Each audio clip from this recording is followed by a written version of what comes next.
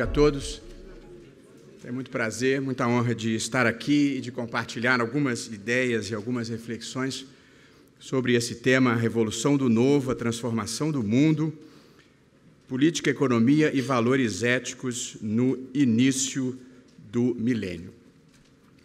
Em 1978, eu estava na faculdade e era editor de um jornal acadêmico e eu escrevi com aquela convicção que só a juventude proporciona um artigo que se chamava Socialismo e Liberdade.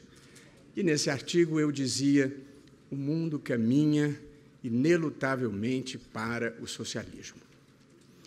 De lá para cá, desfez-se a União Soviética, caiu o Muro de Berlim, abriram-se todas as economias da Europa Oriental e até a China já pratica capitalismo selvagem. De modo que, diante dessa minha primeira e frustrada incursão no mundo da vidência, eu havia abandonado esse ramo de atividade e passei a me dedicar à prática um pouco mais segura de comentarista de videotape. Depois que acontece, eu geralmente compareço, digo como foi e não costumo errar o resultado. Provavelmente, não sabendo desse meu passado que condenava, a revista Veja e a revista Exame me convidaram para este evento em que nós vamos tentar pensar alguns desdobramentos e alguns desenvolvimentos para o futuro. Eu devo dizer que, apesar desse fracasso inicial, eu aceitei com muita honra o convite do André Petri. Quando eu recebi o convite, eu estava lendo um livro que se chamava Seven Brief Lessons on Physics, do Carlos Rovelli. É um livro que promete esclarecer de uma forma inteligível os grandes conceitos da física. E eu já tinha lido o capítulo sobre a teoria da relatividade e já tinha lido o capítulo sobre mecânica quântica, e devo confessar que eu estava mais confuso do que jamais estivera. De modo que o convite me permitiu deixar esse livro de lado um pouquinho e fazer outras leituras, de modo que a minha autoestima foi preservada, e eu, de fato, queria agradecer esse convite e começar dando crédito a um autor que é um pouco o marco de partida dessa nossa conversa, que é, de certa forma, um best-seller do momento, que é o Yuval Noah Harari, que escreveu um livro extraordinário chamado Sapiens. Como é um livro em que a gente vai pensar o futuro, eu achei que era um bom ponto de partida identificarmos de onde começamos. A Terra tem 13 bilhões e meio de anos, desde o Big Bang, surge o universo, surge a Terra. Os primeiros vestígios de vida orgânica remontam a 4 bilhões e meio de anos atrás. Os mais remotos antepassados do homem estão a 2 milhões e meio de anos, e os nossos antepassados mais diretos, o Homo sapiens, remontam a uma linhagem de 70 mil anos atrás. A escrita surge em mais ou menos 3.500 a.C. Até então, todas as grandes obras da humanidade eram transmitidas por via oral, desde a Bíblia hebraica, passando pela Ilíada, passando pelo Mahabharata, tudo por transmissão oral. E o Harari identifica 3 grandes revoluções que marcaram a vida da humanidade. Eu queria pedir desculpas aqui, depois da apresentação do Walter Longo, totalmente sofisticada, eu sou um tipo analógico ainda e queria pedir desculpas. Eu quase não fiquei, ouvindo a apresentação do Walter, eu falei para o Petri, acho que eu vou embora e vou estocar comida, porque a vida vai ser um perigo.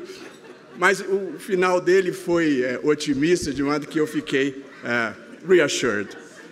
Mas o Harari identifica 3 grandes revoluções na história da humanidade. A primeira, há 70 mil anos atrás, que foi a Revolução Cognitiva, quando o homem começa a desenvolver a sua capacidade de comunicação. A segunda grande revolução foi a Revolução Agrícola, há 10 mil anos atrás, quando o homem passa a dominar as técnicas de plantio e deixa de ser nômade e passa a ser sedentário.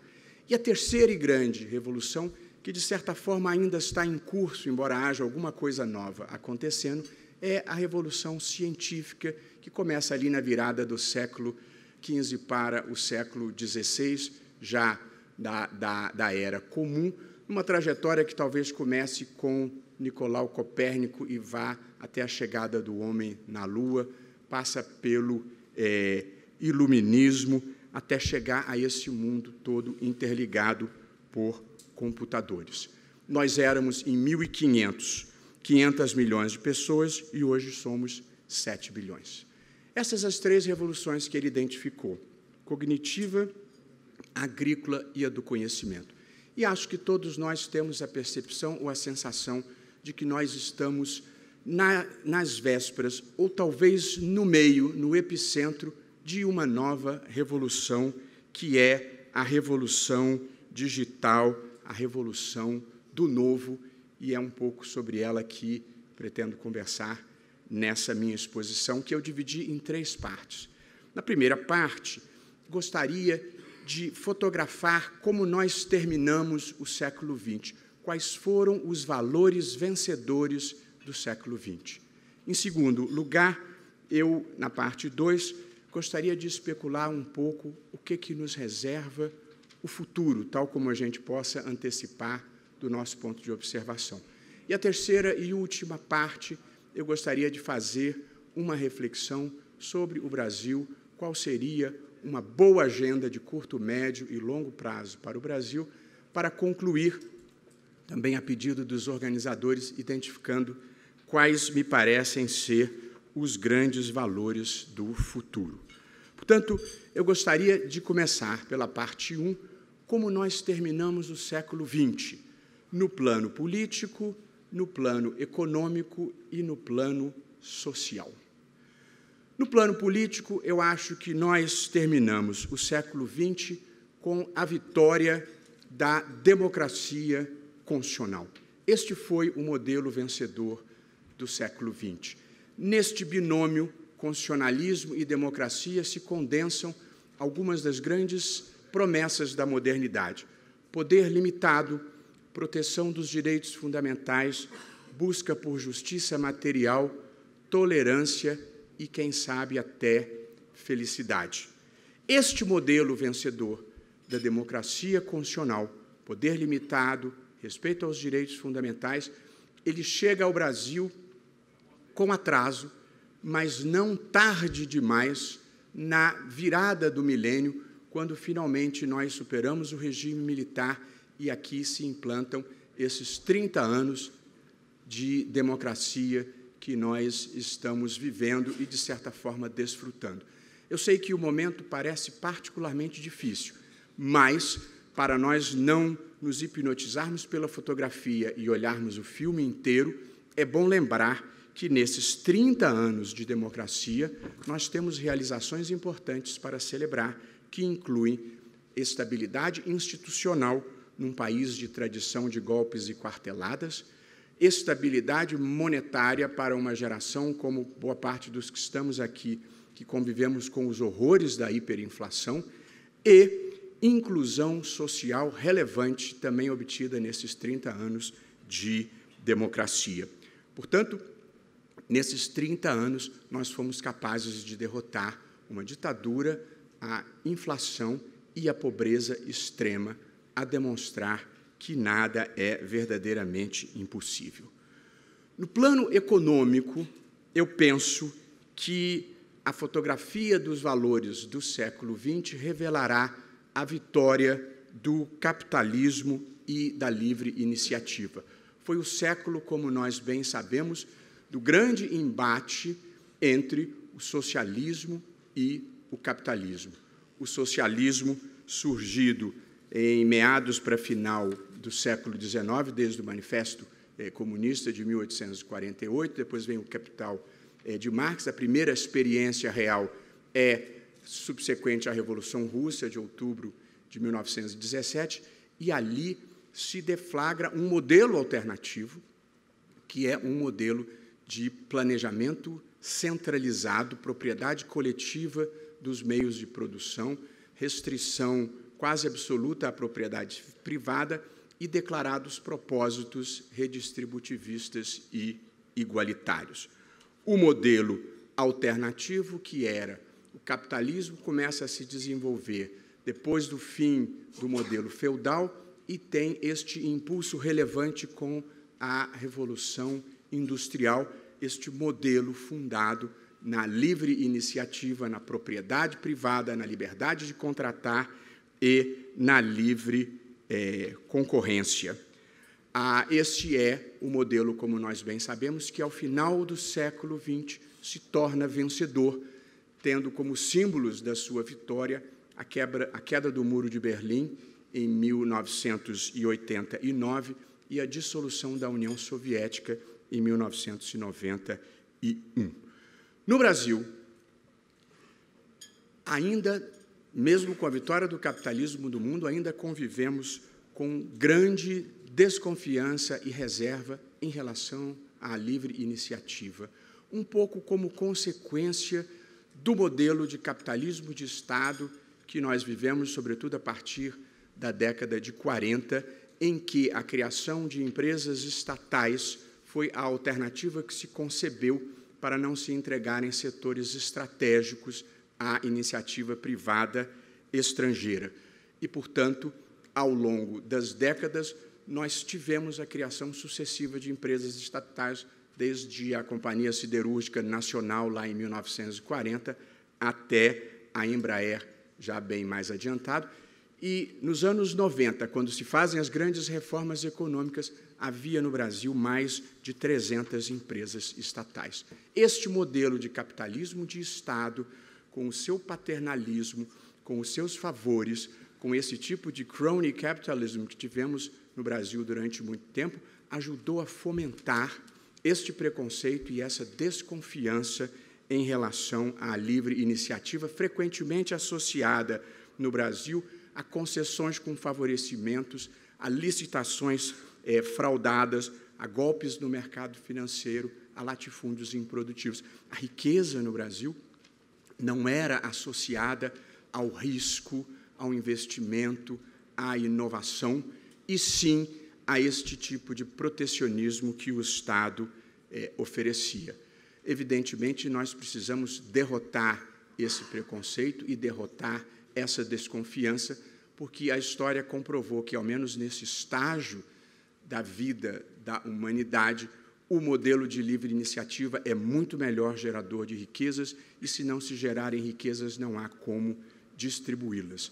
Portanto, nós precisamos fomentar no Brasil essa cultura que já venceu ao final do século XX, mas ainda não é totalmente dominante no Brasil, de que a livre iniciativa, num quadro bom de ambiente, de negócios e de honestidade, fará bem. É claro que precisaremos convencer os capitalistas brasileiros que capitalismo envolve risco, concorrência e igualdade entre os competidores. Nós nos acostumamos a um capitalismo feito com financiamento público, reserva de mercado e benefícios fiscais. Isso não é capitalismo, isso é um socialismo com sinal trocado. Portanto, na virada para o novo milênio, eu acho que é preciso estimular no Brasil esta fórmula de produção econômica que é a livre iniciativa. E, por fim, terminando a foto do século XX, nós temos a prevalência da ideia de que é preciso a busca por justiça social. O Estado tem deveres redistributivistas e o capitalismo, como bem sabem, enfrentou a ascensão do socialismo, se redimensionando e reconhecendo uma série de direitos sociais, inclusive salário mínimo, jornada máxima de trabalho, repouso remunerado e férias. Os capitalistas souberam ler Marx e recondicionaram o modelo capitalista de modo a que ele reconhecesse direitos sociais, e o mundo, ao longo do século XX, ele consagrou a ideia de justiça social. O Estado tem deveres redistributivistas, quer via sistema tributário, quer pela prestação de serviços públicos adequados, acessíveis à maioria das pessoas, incluindo, em alguma medida, educação fundamental, saúde básica, previdência social e outras utilidades. E a verdade é que o Brasil termina o século XX que foi um século em que tivemos um grande sucesso econômico. O Brasil foi um dos maiores sucessos do século XX, multiplicou a sua renda per capita em mais de 12 vezes, tivemos uma expressiva inclusão social nas últimas décadas e o Brasil teve o maior índice de desenvolvimento econômico, o maior índice de desenvolvimento humano nos últimos 30 anos em toda a América Latina, com um aumento expressivo na expectativa de vida. Portanto, aqui termino esta minha narrativa de como se encerrou o século XX no mundo e no Brasil.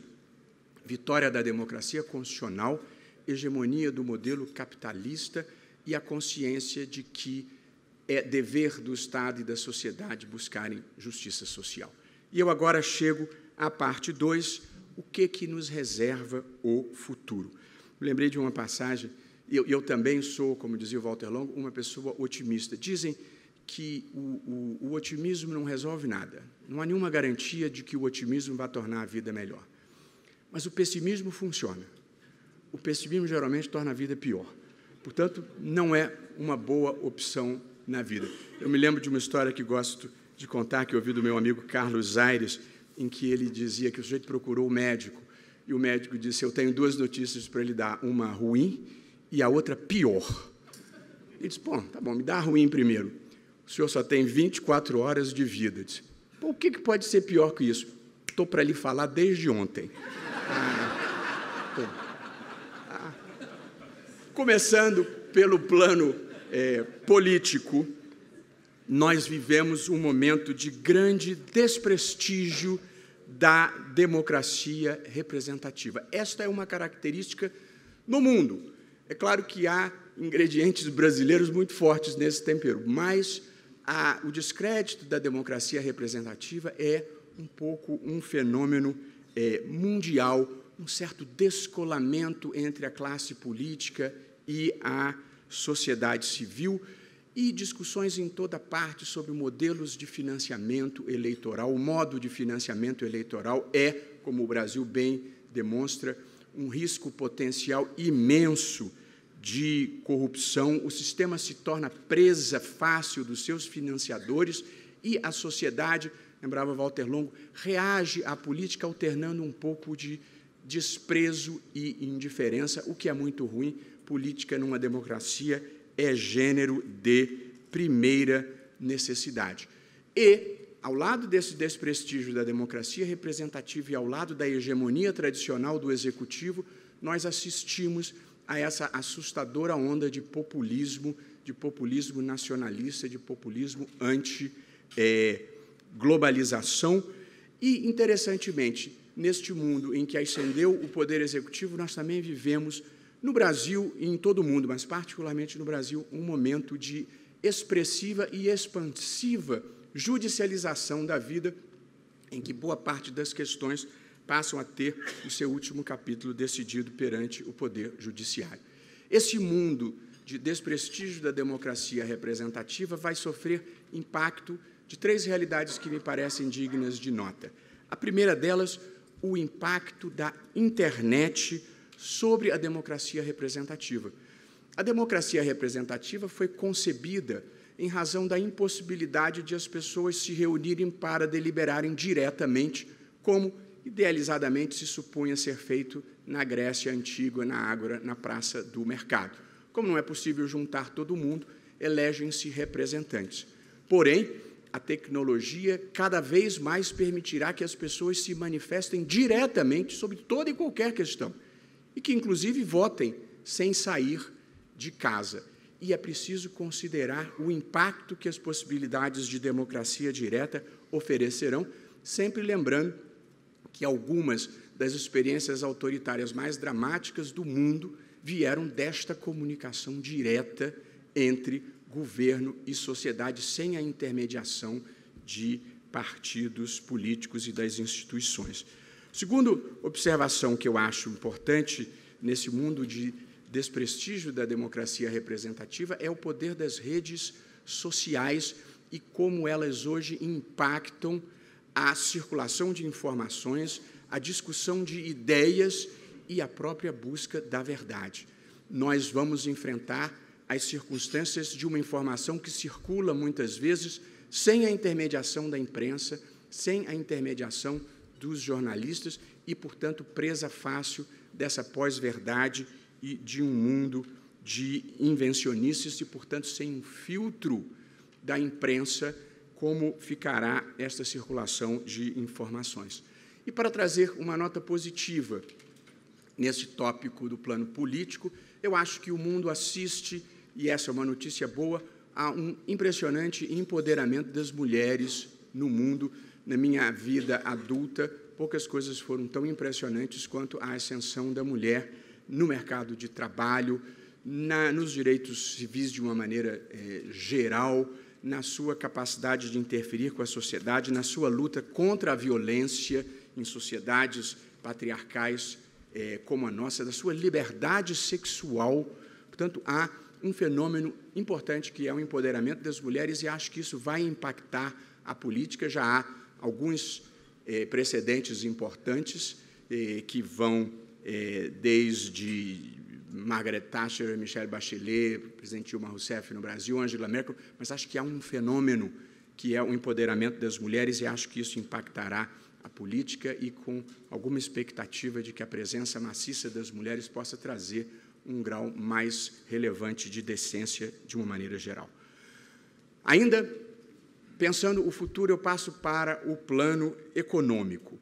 E aqui nós vivemos esse momento que, de certa forma, foi exposto pelo Walter Longo na sua apresentação inicial, que é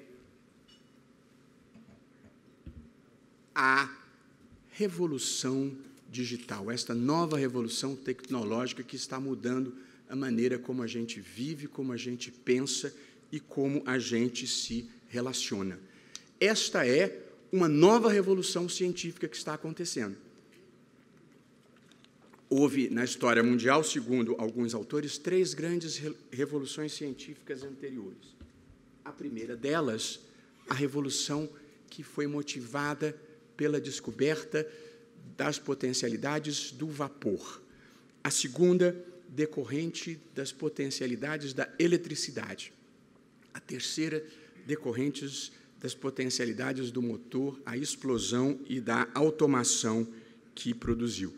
Nós agora vivemos essa nova revolução tecnológica, que é a revolução digital, que faz com que a gente passe de um mundo mecânico ou de um mundo analógico para este mundo digital. Evidentemente, eu não vou entrar nas tecnicalidades, porque não seria capaz, mas nós estamos vivendo uma época em que essa nova tecnologia permitiu a massificação do computador, a massificação do telefone celular digital e, sobretudo, conectando bilhões de pessoas no mundo, este fenômeno que é a internet e o acesso quase ilimitado ao conhecimento e à informação. Nos últimos tempos, mudou-se o modo como a gente pesquisa, mudou-se o modo como a gente faz compras, mudou-se o modo como a gente pede um táxi. Nós incorporamos um novo vocabulário, uma nova semântica, uma nova gramática, que inclui uma linguagem toda nova, sem a qual, no entanto, nós já não conseguiríamos viver. Eu tentei fazer uma listinha aqui dos termos que recentemente se incorporaram às nossas vidas. Google, Windows, Mac, WhatsApp, Uber, Dropbox, Skype, FaceTime, Facebook, Twitter, Instagram, Waze, Spotify, Amazon, Google Maps, Google Translator, YouTube, para citar apenas alguns. Não há setor da economia tradicional que não tenha sido afetado. E está todo mundo hoje atrás de novos modelos de negócio e está todo mundo atrás de novas referências éticas, de novos valores para nos nortearem nesse admirável mundo novo, para citar um livro clássico do Aldous Huxley. E, portanto, nós hoje vivemos a preservação de valores como liberdade, mais entra em xeque questões como privacidade, veracidade, proteção contra hacks, proteção contra criminalidade online e muitas outras vicissitudes. Mas a vida se revolucionou profundamente. No Supremo Tribunal Federal, hoje, as petições são todas eletrônicas. O sujeito faz um upload de algum lugar onde ele esteja, eu recebo e eu posso decidir qualquer questão e assiná-la estando em Brasília, em Londres ou em Vassouras. Portanto, o mundo já não exige sequer a presença física para a realização de muitas dessas atividades. A velha economia, ela não morreu, mas ela enfrenta os desafios de se beneficiar da nova economia. Há 100 anos atrás, havia uma matéria, 2, 3 semanas atrás, no The Economist, o petróleo era a revolução, era a commodity do momento, que produziu a revolução da modernidade no século XX e obrigou os reguladores a intervirem porque estava havendo uma dominação do mercado. Hoje em dia, esta preocupação dos reguladores se transferiu da velha economia, que produzia produtos físicos, ou agrícolas, ou industriais, e se transferiu para essa nova economia que é feita de propriedade intelectual, conhecimento e informação. E, hoje em dia, o Google, a Amazon, Apple, Facebook e Microsoft são as 5 empresas mais valiosas do mundo. Esta inovação e esses avanços tecnológicos constroem esse admirável e assustador mundo novo da biotecnologia, inteligência artificial, robótica, impressão em 3D, nanotecnologia e da computação quântica. O Hariri, o autor que eu citei no início, no seu novo livro, Homo Sapiens, ele faz uma previsão assustadora para o futuro, na qual ele destaca os seguintes pontos, depois de dizer que a biotecnologia criará um novo homem, criará um super-homem. Diz ele as preocupações do futuro. Aspas. Os principais produtos da economia do século XXI não serão tecidos, veículos e armas, mas corpos, cérebros e mentes. Depois a Maiana poderá confirmar se essa é uma possibilidade real. Diz ele ainda, enquanto a Revolução Industrial criou a classe trabalhadora, a próxima grande revolução criará a classe dos inúteis, pessoas que não terão trabalho. 3. O modo como os homens tratam os animais é um bom indicador de como os humanos aperfeiçoados irão nos tratar. 4. A democracia e o livre mercado entrarão em colapso a partir do momento em que o Google e o Facebook passarem a nos conhecer melhor do que nós mesmos e a autoridade se transfira dos indivíduos para os algoritmos. Essas são as tenebrosas previsões que faz o Hariri no seu livro. Previsões, às vezes, são maneiras de a gente evitar que as coisas aconteçam. Portanto, eu devo dizer que eu não sou militante dessa crença apocalíptica. Sou militante de uma crença diversa, que vem de Tomás de Aquino, passa por Kant e Hegel, de que a história é um fluxo contínuo na direção do bem e no aprimoramento da condição humana. E acho que, olhando em retrospectiva, nós poderemos ver que nós viemos de tempos de aspereza, de tempo de brutalidade, a um tempo em que o discurso central, ainda quando não a prática, é da proteção dos direitos humanos. Portanto, eu acho que a história avança e avança para bem. De vez em quando é preciso empurrá-la um pouquinho para colocá-la nos trilhos, mas eu era um leitor de Fernando Sabino na minha juventude e diria que, no final, tudo acaba bem. Se ainda não está bem, é porque não chegou ao fim.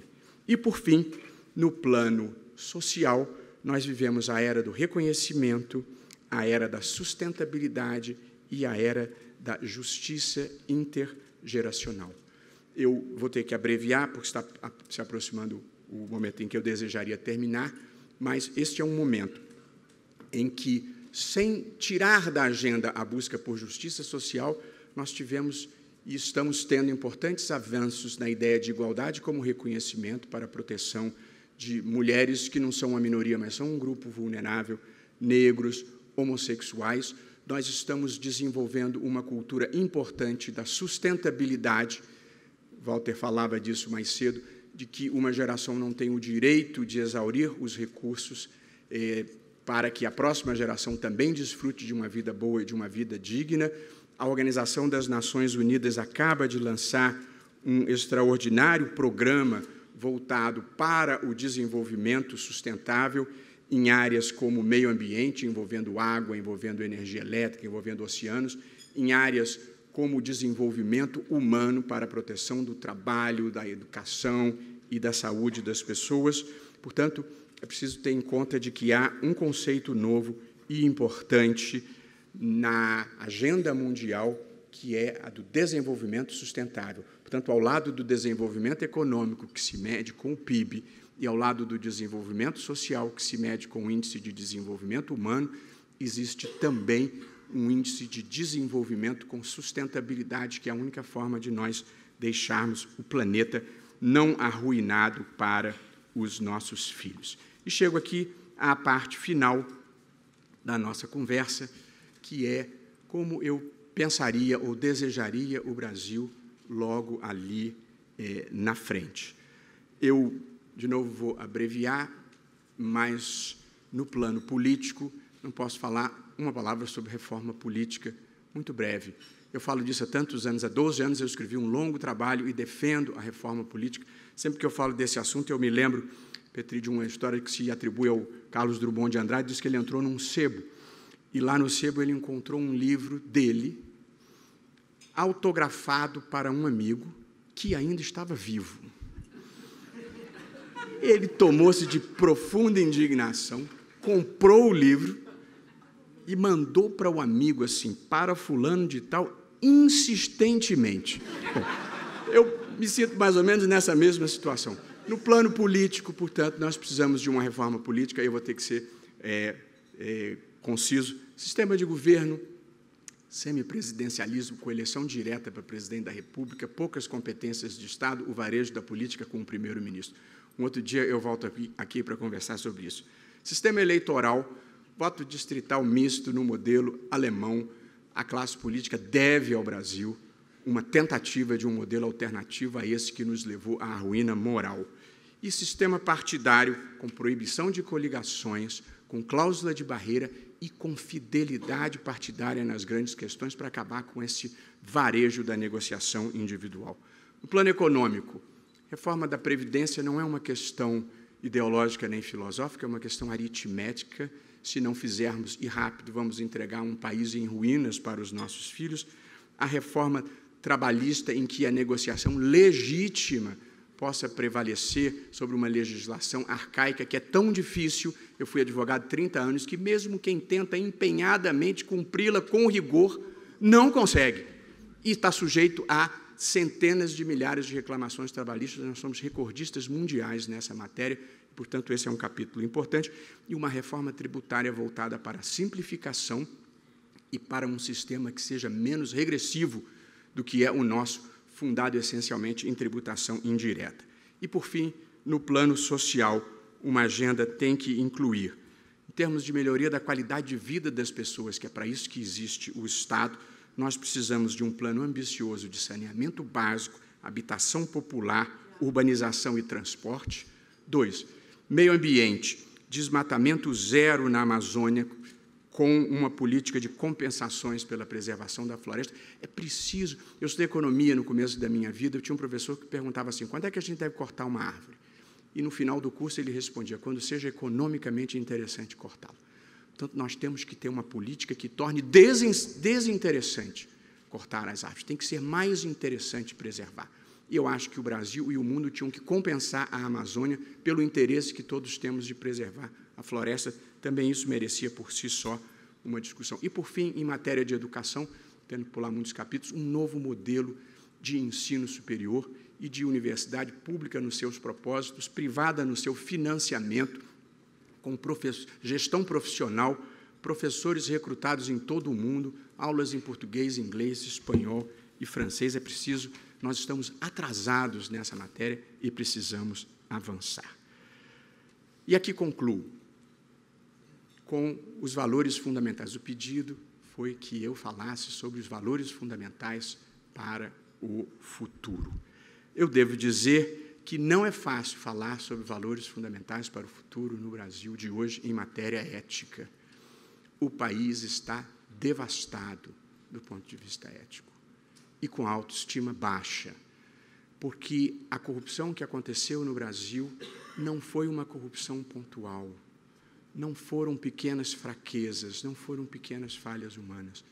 Nós vivemos um país em que a corrupção era institucionalizada, de alto a baixo, de um extremo ao outro, e não há um lugar onde se destampe que não haja alguma coisa errada. Onde há dinheiro público, onde há contrato administrativo, tem alguma coisa errada. A corrupção se tornou um modo de vida para muitas pessoas e um modo de fazer negócio para todos os outros. Houve um pacto lamentável entre agentes privados, agentes públicos, empresas, partidos políticos e membros do Congresso.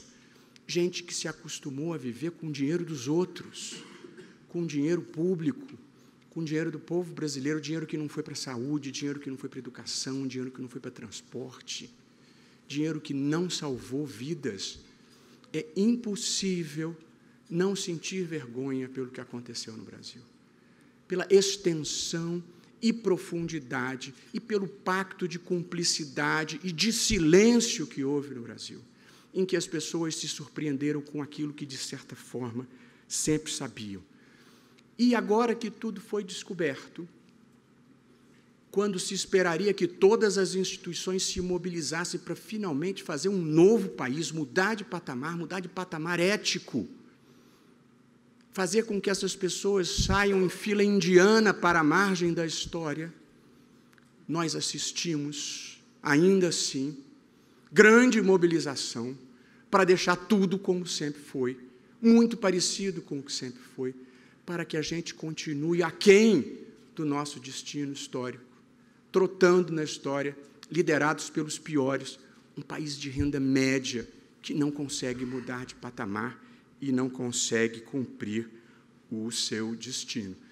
Se prevalecer a Operação Abafa, nós não vamos conseguir dizer para as novas gerações que vale a pena ser honesto, que é melhor ser honesto, porque a corrupção ainda tem uma coisa pior, ela valoriza os piores e não os bons, ela valoriza os espertos.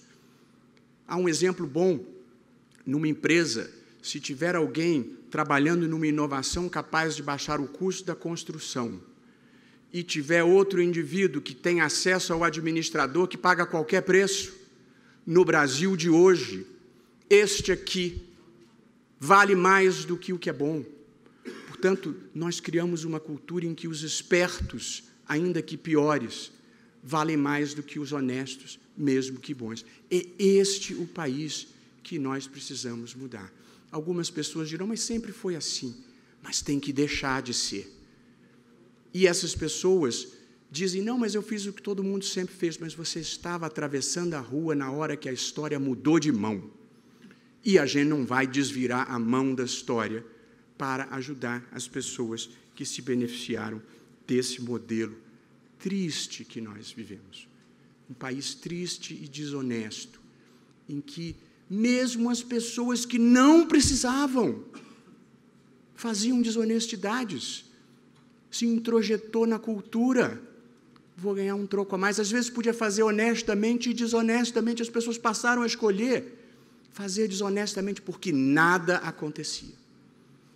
E se depender de parte do pessoal da Operação Abafa, nada vai acontecer. E aí tudo vai continuar como sempre foi, e nós vamos ter passado por tudo isso em vão.